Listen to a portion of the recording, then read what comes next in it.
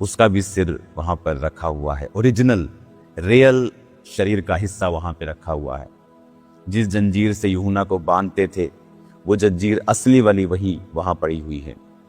तो वो देख के ऐसा लग रहा था कि हम उसी युग में वापस चले गए हैं। और ऐसा आत्मा का माहौल मेरे जीवन में बना और वो ऐसी बेदारी आई कि कल मुझे नहीं लगता कि मैंने कभी भी इतना डीप मैं बाइबल में गया हूं और परमेश्वर फुल क्रिश्चियनिटी को परत दर परत year by year Jesus Christ के जी उठने के बाद साल प्रति साल वो मेरी आंखों के सामने भेदों को खोलता गया। मुझे याद है कि कल जो बीत गया है, जब मैं बाइबल को पढ़ रहा था और सब हिस्ट्री को पढ़ रहा था, आप इमेजिन नहीं करेंगे, पूरा दिन और पूरी रात मुझे कम लग रही थी और परमेश्वर ऐसे भेदों को ओपन कर रहा था और ऐसी चीज़ों को ओपन कर रहा था कि क्रिश्चियनिटी मुझे बहुत पुराना कोई रिलीजन नहीं लग रहा था। ऐसे लग रहा था कि मैं उसी परमेश्वर के ग्रेस का और परमेश्वर की ग्लोरी का हिस्सा हूं। और जब कल घंटों मैं बाइबल में पढ़ा रहा, घंटों बाइबल के सामने मैं घुसा रहा, कैसे क्रिश्चियनिटी यूरोप में आई, कैसे परमेश्वर ने कार्य किया। और जब आप आज ये सुनेंगे, आपका दिल परमेश्वर की महिमा से भर जाएगा। आप ये जान लेंगे कि यहोवा परमेश्वर, आपका प्रभु यीशु मसीह, वो पूरी दुनिया के ऊपर प्रभुता करता है। वो वहां भी प्रभुता करता है जहां पर अन्य लोग राज्य करते हैं। वो वहां भी प्रभुता करता है जहां लोग बस मसीह का विरोध करते हैं, वो उसकी प्रभुता वहां पर भी है। मैं आपको बताना चाहता हूं थिस्सलुनीके, जब हम पुराने समय में चले जाते हैं, जीसस क्राइस्ट के समय में चले जाते हैं, तो अभी ये जो थिस्सलुनीके शहर है, जिसकी नाम की पत्रियां बाइबल में मौजूद हैं जो पौलुस ने लिखी थी, वो थिस्सलुनीके उस समय रोमी साम्राज्य का हिस्सा हुआ करता था। तो ये आज थिस्सलुनीके ग्रीस में है, लेकिन उस समय इसको ग्रीस नहीं कहा जाता था। उस समय ये ग्रीस, इटली, रोम, तुर्की से लेके ये सारे जितने राज्य आप उनके आसपास देखते हैं, वो सारे रोम साम्राज्य का हिस्सा थे। और उसमें प्रोविंस होती थी, जैसे आप ऐसा बोल सकते हैं, उसमें स्टेट्स होती थी। तो उस रोमी साम्राज्य में बहुत सारी स्टेट्स थी और उनमें से एक स्टेट थी मकदुनिया। तो मकदुनिया जो स्टेट थी, उसकी राजधानी थी थिस्सलुनीके, क्योंकि ये थिस्सलुनीके समुद्र के ऊपर बसता है। और ये थिस्सलुनीके जो शहर था, ये बहुत ही वेल्दी, अमीर शहर था और ये उस मकदुनिया प्रांत की राजधानी थी। अब मैं आपको ले चलता हूं उस महान योजना की तरफ जो परमेश्वर ने यूरोप में किया। आज जब आप उस बात को सुनेंगे, आपके रोंग खड़े हो जाएंगे, कैसे परमेश्वर ने इस पूरे यूरोप में कार्य किया। कैसे आज अगर मैं 15 ग्रीक लोगों से मैंने बात की है, तो वो 15 के 15 क्रिश्चियन हैं। सब स्ट्रॉन्ग क्रिश्चियन नहीं हैं, लेकिन वो क्रिश्चियन हैं, ऑर्थोडॉक्स क्रिश्चियन हैं। और पूरी ऑर्थोडॉक्स की हिस्ट्री, कैथोलिक्स की हिस्ट्री क्या है, जो यहीं से स्टार्ट हुआ, आज हम उसे पढ़ते हैं। परमेश्वर जिसने पौलुस को अपनी महिमा के लिए बुलाया, और पौलुस अपनी पहली मिशनरी यात्रा जो उसने साइप्रस में की और उसके आसपास इलाकों में की, उसके बाद ये यूरोप में, मैं आपको वो जगह भी दिखाऊंगा वीडियो में जहां पौलुस पहली बार जब यूरोप में आया, तो वो किस पोर्ट पे, किस जगह पे उतरा, और उसके बाद वो कहाँ गया, और उसके बाद उसके जीवन में क्या हुआ। आज बाइबल मेरे लिए, आपके लिए ऐसा हो जाएगा कि it's like a living thing, कि हम उसी शहर में, उन्हीं जगहों पे हैं जहां ये बाइबल की घटनाएं हुई थी, कि हम उसी शहर में, उन्हीं जगहों पे हैं जहां ये बाइबल की घटनाएं हुई थी। वचन में लिखा है प्रेरितों के काम 16 उसकी 6 बाब में वे फ्रूगिया और गलातिया प्रदेशों में से होकर गए, क्योंकि पवित्र आत्मा ने उन्हें एशिया में वचन सुनाने से मना किया। उन्होंने मूसिया के निकट पहुंचकर बितुनिया में जाना चाहा, परंतु यीशु की आत्मा ने उन्हें जाने न दिया। अतः वह मूसिया से होकर त्रोआस में आए। वहां पौलुस ने रात को एक दर्शन देखा कि एक मकदूनी पुरुष खड़ा हुआ विनती करके कह रहा है, पार उतरकर मकदूनिया में आ और हमारी सहायता कर। उन्होंने ये दर्शन देखते ही उसके ये दर्शन इसको चेंज कर देना टीम, दोबारा बोलता हूं। उसके ये दर्शन देखते ही हमने तुरंत मकदूनिया जाना चाहा, ये समझकर कि परमेश्वर ने हमें उन्हें सुसमाचार सुनाने के लिए बुलाया है। यहां पर एक मार्वलस काम होता है, इसलिए कहा जाता है कि अगर आप पवित्र आत्मा के चलाए हुए चलेंगे तो परमेश्वर महान कार्य आपके द्वारा करेगा। यहां पर क्या हुआ कि पौलुस जो है वो जिन जगहों के ये नाम है, फ्रूगिया, गलातिया, मूसिया, बितुनिया, ये सारी जगहें अगर आप आज सर्च करेंगे तो ये आपको तुर्की में मिलेंगी। कुछ पार्ट तुर्की का वेस्टर्न, नॉर्दर्न, आपको ये अलग अलग पार्ट तुर्की के ये वो नाम हैं, क्योंकि पौलुस भी अगर आप उसकी स्टडी करेंगे तो वो तुर्की में जन्मा था, क्योंकि तुर्की उसी समय रोमी साम्राज्य के नीचे था। तुर्की से लेके इजराइल से लेके इधर से पूरा काफी हिस्सा यूरोप का, काफी हिस्सा इधर पाकिस्तान, इंडिया के कुछ हिस्से, बहुत सारे ऐसे हिस्से थे जहां पर इनका राज्य था। तो और ये राज्य बदलता रहता था ऊपर नीचे, लेकिन मैं आपको जस्ट समझाने के लिए कह रहा हूं कि ये राज्य इतना बड़ा था। तो ये तुर्की की बात हो रही है। तो जब वो तुर्की में, एशिया में जब वचन सुनाना है, वो तुर्की की बात हो रही है, तो परमेश्वर ने कहा मत जा। जब वो बितुनिया को जाना चाहा, यानी वो जब वेस्ट की ओर जाता था तुर्की की, प्रभु कहता नहीं जाना चाहा, उसने कहा वेस्ट की तरफ मैं नहीं जाता हूं, तो इसका मतलब शायद परमेश्वर ने मुझे नॉर्थ की तरफ कहा है। जब वो नॉर्थ की तरफ जाता था, परमेश्वर कहता था मत जा।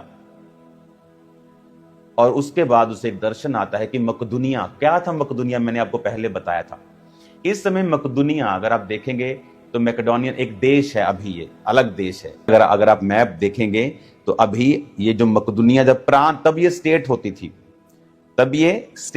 तब ये देश नहीं था। लेकिन आज अगर आप ग्रीस के पास देखेंगे तो नॉर्थ मैकेडोनिया ये एक देश है।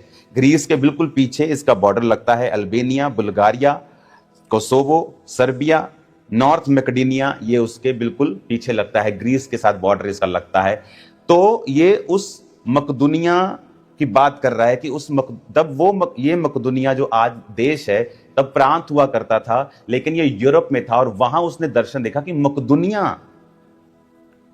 मकदूनी पुरुष आके कह रहा है कि आ और हमारी सहायता कर। अब पौलुस को मालूम हुआ कि मुझे मकदूनिया जाकर प्रीच करना है, और ये वो समय था। इस समय की जो टाइमलाइन है वो मैं आपको बताता हूं। ये जो समय था, जब ये समय था सन 49, जीसस क्राइस्ट के क्रूस पर चढ़ाए जाने के 16 साल बाद का। जीसस क्राइस्ट के क्रूस पर चढ़ाए जाने के 16 साल बाद, सन 49 और 50 के पास ये समय था। और पौलुस जिस जगह पर यूरोप में, क्योंकि तुर्की से यूरोप, ग्रीस, तुर्की यूरोप में नहीं आता है, ग्रीस यूरोप में है, तो पौलुस ने जिस जगह पहली बार कदम रखा यूरोप में, वो जगह आगे लिखी है। उसमें लिखा 11 आयत में, इसलिए त्रोआस से जहाज खोलकर हम सीधा सुमात्राके और दूसरे दिन नियापोलिस में आए। नियापोलिस जो आज ग्रीस में कवाला नाम से पहचाना जाता है, ये कवाला जगह जहां पर पौलुस पहली बार ग्रीस पर और यूरोप के ऊपर अपने कदम को रखता है। और वहां से क्या लिखा है, फिर वो फिलिप्पी में पहुंचे जो मकदूनिया प्रांत का मुख्य नगर और रोमियो की बस्ती है, और हम उस नगर में कुछ दिन तक रहे। और सबत के दिन हम नगर के फाटक के बाहर नदी के किनारे ये समझ कर गए कि वहां प्रार्थना करने का स्थान होगा, और बैठकर उन स्त्रियों से जो इकट्ठी हुई थी बातें करने लगे। और लुदिया नामक थुआतीरा नगर की बैंजनी कपड़े बेचने वाली एक भक्त स्त्री सुन रही थी। प्रभु ने उसका मन खोला कि वह पौलुस की बातों पर चित्त लगाए और उसने अपने घराने समेत बपतिस्मा लिया। तो उसने हमसे विनती की, यदि तुम मुझे प्रभु की विश्वासिनी समझते हो तो चल कर मेरे घर में रहो, और वो हमें मनाकर ले गई। अब यहां पर फिलिप्पी में वो जाते हैं। जब वो फिलिप्पी में गए तो उन्होंने कुछ दिन वहां पे रहे और लुदिया नामक एक औरत जो बैंजनी वस्त्र यानी अमीर औरत थी, और वो प्रार्थना करते कहीं जा रहे थे तो उसको वो मिले और सब स्त्रियों से वो बात करने लगे और उन्होंने परमेश्वर के वचन पर मन लगाया और वो बपतिस्मा उसने लिया। और वो चर्च जहां पर आज वो चर्च है जहां पर लुदिया ने वचन को सुना था, आप उस चर्च को अपनी स्क्रीन पर देख रहे होंगे। और उसके बाद मैं इन जगहों की खास वीडियो को भी आपको दिखाऊंगा। जुड़े इस हफ्ते तो प्रार्थना और फास्टिंग कर लीजिए और एक्सपेक्ट। और मैं जिस को भी ये वीडियो भेज रहा हूं वो बोल रहे हैं हम घर बैठे पवित्र आत्मा से भर रहे हैं, हमें आत्मा छू रहा है, हमें होली स्पिरिट टच कर रहा है। जब आप एक्सप्लेन कर रहे हैं तो पवित्र आत्मा हमें छू रहा है बहुत बड़ी रीति के साथ। अब फिलिप्पी में जब वो पहुंचे और उन्होंने लुदिया का मन परिवर्तन होते हुए देखा, और उसके बाद मैं इन जगहों की खास वीडियो को भी आपको दिखाऊंगा। जुड़े इस हफ्ते तो प्रार्थना और फास्टिंग कर लीजिए और एक्सपेक्ट। और मैं जिस को भी ये वीडियो भेज रहा हूं वो बोल रहे हैं हम घर बैठे पवित्र आत्मा से भर रहे हैं, हमें आत्मा छू रहा है, हमें होली स्पिरिट टच कर रहा है। जब आप एक्सप्लेन कर रहे हैं तो पवित्र आत्मा हमें छू रहा है बहुत बड़ी रीति के साथ। अब फिलिप्पी में जब वो पहुंचे और उन्होंने लुदिया का मन परिवर्तन होते हुए देखा, उसके बाद 16 आयत से लेके 40 आयत तक, इसको हम अभी नहीं पढ़ेंगे, ओके, इसको हम फिर पढ़ेंगे दोबारा। अब मैं चाहता हूं आप 17 बाब की पहली आयत पे आ जाएं। लिखा, फिर वो अमीपुलिस और अपुल्लिनिया से होकर थिस्सलुनीकियों में आए जहां यहूदियों का एक आराधनालय था। पौलुस अपनी रीति के अनुसार उनके पास गया और 3 सब्त के दिन वो पवित्र शास्त्रों से उनके साथ वाद विवाद करता रहा। उनका अर्थ खोल खोल कर समझाता था कि मसीह को दुख उठाना, मरे हुओं में से जी उठना अवश्य था। वही यीशु जिसकी मैं तुम्हें कथा सुनाता हूं मसीह है। उनमें से कितनों ने और भक्त यूनानियों ने, बहुतों ने, बहुत सी कुलीन स्त्रियों ने मान लिया और पौलुस और सिलास के साथ मिल गए। परंतु यहूदियों ने डाह से भर के बाजारू लोगों में से कुछ दुष्ट मनुष्यों को अपने साथ लिया। भीड़ इकट्ठी करके नगर में हुल्लड़ मचाने लगे। यासोन के घर पर चढ़ाई करके उन्हें लोगों के सामने लाना चाहा। उन्हें वहां ना पाकर चिल्लाते हुए यासोन और कुछ भाइयों को नगर के हाकिमों के सामने खींच लाए कि ये लोग जिन्होंने जगत को उल्टा पुल्टा कर दिया है यहाँ भी आ गए हैं। यासोन ने उन्हें अपने यहाँ उतारा है। ये सब के सब ये कहते हैं कि यीशु राजा और कैसर की आज्ञाओं का विरोध करते हैं। उन्होंने लोगों को और नगर के हाकिमों को ये सुनाकर घबरा दिया, इसलिए उन्होंने यासोन और बाकी लोगों से मुचलका लेकर उन्हें छोड़ दिया। अब पौलुस एंट्री करता है नियोपोलिस, जो आज का कवाला है।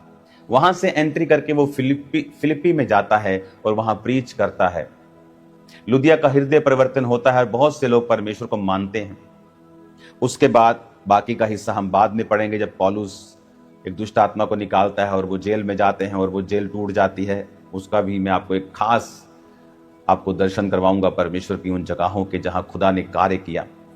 लेकिन बात वचन में ध्यान देना है, बात वर्ड की है कि परमेश्वर कैसे कार्य करता है, उसकी स्पिरिट कैसे कार्य करती है। हमारी आस्थाएं जगहों पे नहीं है, लेकिन वहां जो परमेश्वर ने कार्य किए हैं, हमारी आस्था उस परमेश्वर और उसके वर्ड के ऊपर है। यहां पर थिस्सलुनीकियों में जब वो आता है और 3 सब्त के दिन यानी 3 हफ्ते वो यहां पर प्रीच करता है, उसी जगह जहां मैं बैठा हूं, इसी थिस्सलुनीकी शहर में जहां मैं आपसे बात कर रहा हूं। कलीसिया आप ब्लेस्ड हैं। इसी थिस्सलुनीकियों से जहां पतरस ने 3 हफ्ते उस कलीसिया से उन लोगों से बात की, और बहुत से लोगों ने, बहुत से यूनानियों ने, बहुत सी कुलीन स्त्रियों ने, बहुत से अच्छे लोगों ने, अमीर लोगों ने, गरीब लोगों ने, सब ने परमेश्वर के वचन को ग्रहण किया। और विरोधी वहां भी पहुंचे और बाजारू लोगों को साथ लेकर उन्होंने जिस घर में पौलुस रुका था उसको कब्जा कर लिया, लेकिन उसको फिर जमानत देकर यासोन को छोड़ दिया गया। और उसके बाद थिस्सलुनीके शहर में परमेश्वर का वचन पनपने लगा। जब पौलुस थिस्सलुनीके को छोड़ के गया, क्योंकि उसको फोर्स किया गया कि वहां से वो निकल जाए, आगे लिखा है बीरिया में वो गया, फिर आगे आप देखोगे एथेंस में गया, फिर वो कुरिन्थिस में गया। एथेंस यहां से 576 किलोमीटर दूर है। कुरिन्थिया एथेंस से भी थोड़ा सा आगे है।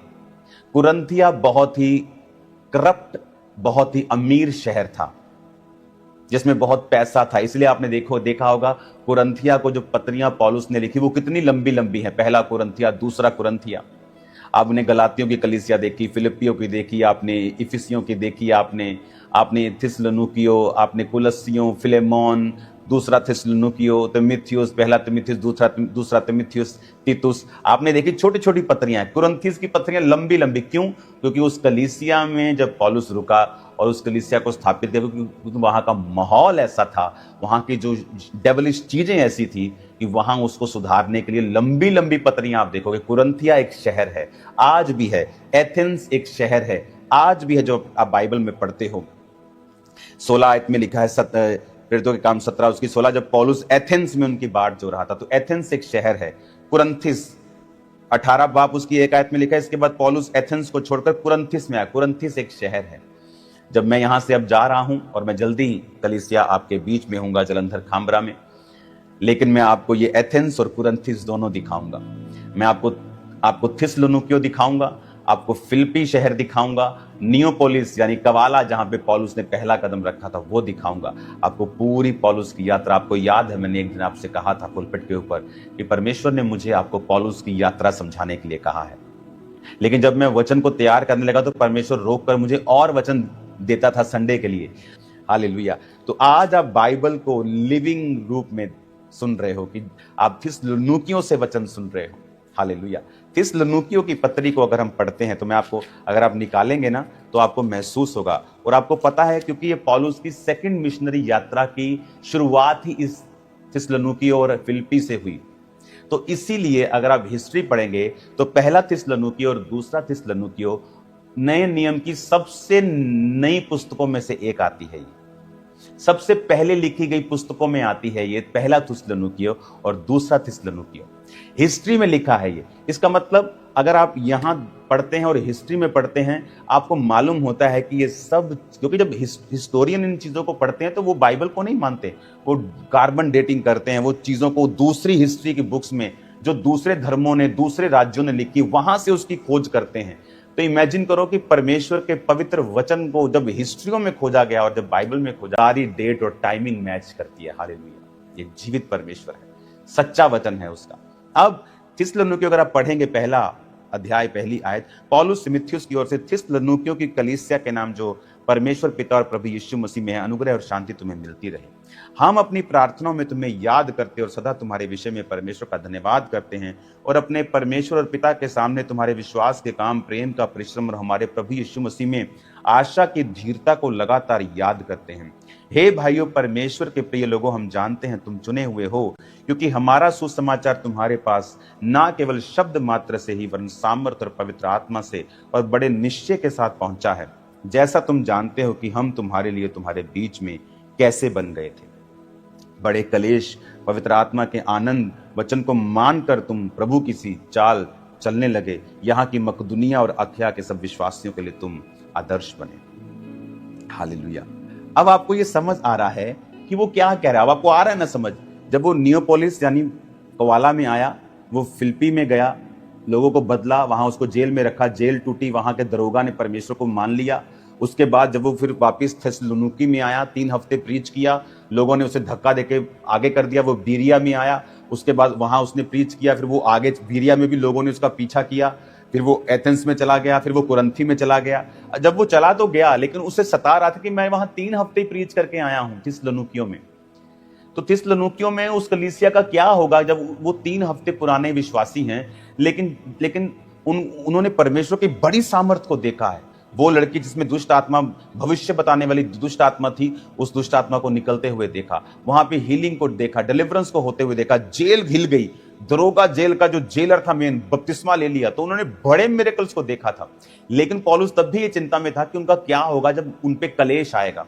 तो इसीलिए जब तिमुथियुस वापस गया उसके पास, पौलुस के पास, तो उसने जब थिस्सलुनीकियों की कलीसिया के बारे में बताया कि उनका विश्वास बड़ा जबरदस्त है, वो हिले नहीं है, उनका विश्वास पूरा है, तो इसीलिए पौलुस ने अपना दिल उनके साथ शेयर किया, थिस्सलुनीकियों की पत्री लिखी कि उसने फिर ये सब बातें लिखी कि तुम बड़े क्लेश में पवित्र आत्मा के आनंद के साथ प्रभु के वचन को मानकर हमारी किसी चाल चलने लगे हो।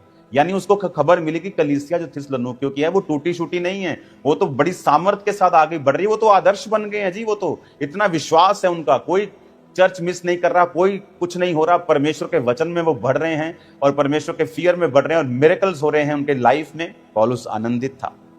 और अब आपको थिस्सलुनीकियों की जब कलीसिया पढ़ेंगे आपको पूरी हिस्ट्री मेरे को समझ ऐसा लग रहा था कल रात और कल दोपहर, कल सुबह और कल तड़के, आज सुबह तड़के की ऐसा लगता है कि बाइबल पूरी हमारे सामने ओपन हो गई। मुझे वैसे भी किसी परमेश्वर के दास ने बताया था कि जब तुम उस प्रकाशित वाक्य वाली जगह से वापिस आओगे तो परमेश्वर बाइबल के गहरे प्रकाशनों को और गहरे भेदों को तुम्हारे जीवन पे खोल देगा। हालेलुया। कल जब मैं डीप स्टडी कर रहा था, इतना मेरे को मजा आ रहा था, आज तक मुझे इतना मजा नहीं आया वो इतनी स्टडी बाइबल की डीप करके, इतना ग्लोरियस वो माहौल था और आज भी अब भी वो महसूस मैं कर रहा हूं। तो अब थिस्सलुनीकियों की कलीसिया को जब उसने वो पत्रों को लिखा, और अगर आप पूरी थिस्सलुनीकियों की कलीसिया पढ़े, 1 बाब 2 बाब 3 बाब 4 बाब 5 बाब आप पढ़ेंगे, मैंने पूरी प्रकाशित वाक्य की पुस्तक, प्रकाशित वाक्य गुफा के अंदर पढ़ी पूरी पुस्तक। थिस्सलुनीकियों की पुस्तक मैंने यहाँ पे थिस्सलुनीकियों में आके पढ़ी, फिर पढ़ी, बहुत बार मैंने पढ़ी, लेकिन मैंने फिर मेरे बच्चों ने तो पूरा प्रकाशित वाक्य वहां पे जाके उन्होंने पतमुस नामक टापू पे पढ़ा। तो ये बहुत ही ग्लोरियस दिन चल रहे हैं, इतने शानदार दिन चल रहे हैं कि हम सोच रहे हैं कि परमेश्वर क्यों इतना हम बाद में आए। तो ये इतना मेरा यहां रहना आप नहीं समझेंगे, वहां रहने से ज्यादा आज अनॉइंटेड है, यहां ज्यादा अनॉइंटेड है वहां से आज के दिन और ये हफ्ते के दिन। क्योंकि जो आप सुन रहे हैं इस थिस्सलुनीकियों के बाद फिर क्या हुआ मैं आपको बताता हूं। पौलुस ग्रीस में एंटर करता है, नियोपोलिस में, जो आज का कवाला है, फिलिप्पी में जाता है जो आज भी फिलिप्पी कहलाता है, थिस्सलुनीकियों में आता है, आज भी थिस्सलुनीकियों ही कहलाता है, एथेंस में जाता है, फिर कुरिन्थी में जाता है। इस तरह वो प्रीच करता करता सब जगहों के ऊपर कलीसियाओं को स्थापित करता हुआ जाता है। और उसके बाद वो अपने स्पिरिचुअल सन्स को, तिमुथियुस को और अपने भाइयों को वहां भेजता रहता है उन जगहों के ऊपर। वो उन कलीसिया का समाचार लाते हैं कि उसमें ये कमी है, ये अच्छी बात है। तो पौलुस उन कमियों को दूर करने के लिए पत्रियां लिखा करता था और उनकी अच्छी बातों के लिए उनकी सराहना किया करता था, और उन पत्रियों को भेजकर उनके हाथों में वो उनको पास भेज दिया करता था और वो पत्रियां फिर उन कलीसियाओं में पढ़ी जाती थी। अगर थिस्सलुनीकियों के नाम को कलीसिया को पत्री भेजी है तो ये पत्री अगर इस घर में एक कलीसिया लगती है, उस घर में एक कलीसिया लगती है, तो सब थिस्सलुनीकियों की कलीसिया को इकट्ठा करके उस पत्री को पढ़ा जाता था और फिर लोग पौलुस की शिक्षाओं के ऊपर चला करते थे। और इस तरह से पौलुस इस पूरे एरिया में प्रीच करता और कलीसियाओं को स्थापित करता गया। उसने यहां पर थिस्सलुनीकियों को पत्री लिखी, उसने कुरिन्थिया की पत्री लिखी। तो ये वही पत्रियां थी कि जहां कलीसिया में कोई कमी थी, कोई क्वेश्चंस थे, कुछ कुरीतियां थी या कुछ अज्ञानता थी और कुछ अच्छी बातें थी, तो वो उन पत्रियों में उन्हें मेंशन करके अपने लोगों के हाथ में उन्हें भेजा करता था। और जैसे आज मान लीजिए मैं थिस्सलुनीकिया की ये कलीसिया चला रहा हूं, उधर कोई और एक कलीसिया चला रहा है, उधर कोई और कलीसिया चला रहा है, तो जब पत्री आती थी कि थिस्सलुनीकियों के नाम, यानी मेरे शहर के पूरी कलीसिया के नाम एक पत्री आई है, तो वो पत्री लाई जाती थी और सब कलीसियाओं के सामने पढ़ी जाती थी और सब लोग उसे फॉलो करते थे। तो एक बड़ी घटना जो 49 और 50 यानी 49 यानी पहली सदी के 50वें साल, सन 52 के करीब, उसी समय के करीब जो थोमा, अपोस्टल थोमा, जिसने परमेश्वर की पसली में उंगलियों को डाल के देखा था, वो भारत में आए थे। ये वही समय है 2 साल पहले जब पौलुस इस प्रीच को यूरोप में लेके गए। वही समय में जो परमेश्वर के बाकी चेले थे, पतरस, याकूब, यूहन्ना, जो कलीसिया के खंबे माने जाते हैं, और बाकी चेले, वो सेंटर में यानी इजराइल में रह के यरूशलेम के पास वो उन प्रीच को उस जगहों के ऊपर फैला रहे थे। पौलुस को परमेश्वर ने ड्यूटी लगाई कि वो इस प्रीच को यूरोप में लेके जाए, और यही सेंटर था दुनिया का, यहीं पे ज्यादा लोग रहते थे। बहुत से देश तो भी खोजे भी नहीं गए थे और वहां पे पॉपुलेशन भी नहीं थी, यही वो हिस्सा था।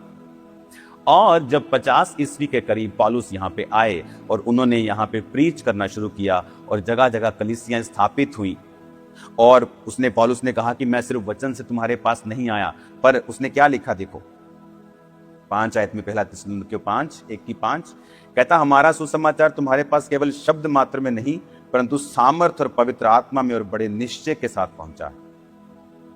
कहता सामर्थ के साथ, पवित्र आत्मा के साथ और बड़े निश्चय के साथ पहुंचा।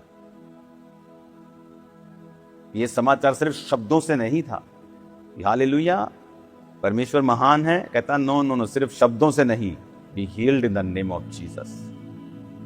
वो सामर्थ से भी था, मुर्दे जिंदा कर रहा था, लंगड़े चला रहा था, वो हील कर रहा था लोगों को, सिर्फ गप्पे नहीं मार रहा था, सिर्फ शब्दों से लोगों के कानों को सेटिस्फाइड नहीं कर रहा था। क्योंकि लोग सोचते हैं कि हम कलाम की सेवा करते हैं तो हम सुपीरियर हैं उनसे जो हीलिंग करते हैं। नो, हीलिंग और कलाम दोनों साथ चलने चाहिए। अधूरा सुसमाचार है सिर्फ यीशु के बारे में बात करना और जो वो करता है उसे करके ना दिखाना। हालेलुया। तो पौलुस कहता मेरा सुसमाचार अधूरा नहीं था, सिर्फ शब्द मात्र से नहीं था परंतु पवित्र आत्मा की सामर्थ्य से था। पवित्र आत्मा के उस प्रगटीकरण के साथ, उसके कामों के साथ तुमने वो सुसमाचार को सुना है। और उसने कहा जैसा तुम जानते हो कि हम तुम्हारे बीच में कैसे बन रहे थे। अगर आप देखेंगे तो इसी कुरंथिया में जब आप देखेंगे, मैं आपको फिर से प्रेरितों के काम में लेके चलता हूं। आज मुझे ऐसा लग रहा है कि बाइबल जो है ये बिल्कुल मेरे लिए ऐसे खुदा ने खोल दिया है इसको, मैं उसके लिए आनंदित हूं।